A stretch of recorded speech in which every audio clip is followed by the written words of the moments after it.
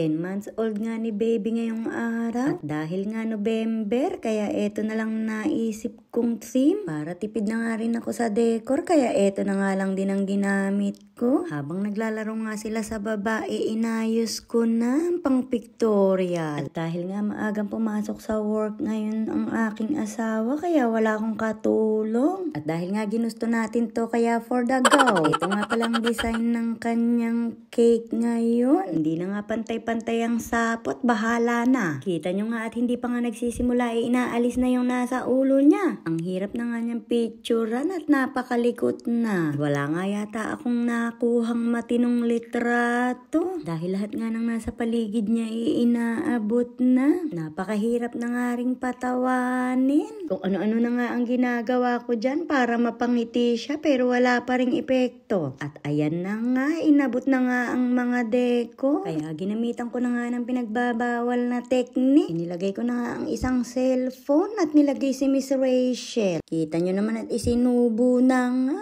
Inip na nga ang batang batuta na yan. Hindi ko alam kung naiirita na ba sa suot niya o ano. Muntik na kasi hindi magkasya. Aba anak, pang 12 to 18 months yung suot mo. Buti na lang talaga at sumakto pa. Kita nyo at napakabilis talaga ng kamay. Hinablot na naman. Abay hindi pagkain yan anak, na paghahalata ka. Hindi ko nga alam kung natatakot ba to o ano. Kanina palilinga-linga. Buti na nga lang at hindi natatakot sa spider. Dahil yung ate niya ay takot na takot dyan. At kung nakita niya yan ay panigurado kanina pa yun umiyak. Kaya nga kung mapapansin nyo wala nang spider dito sa cake. Dahil nga gusto niya raw kumanta ng happy birthday.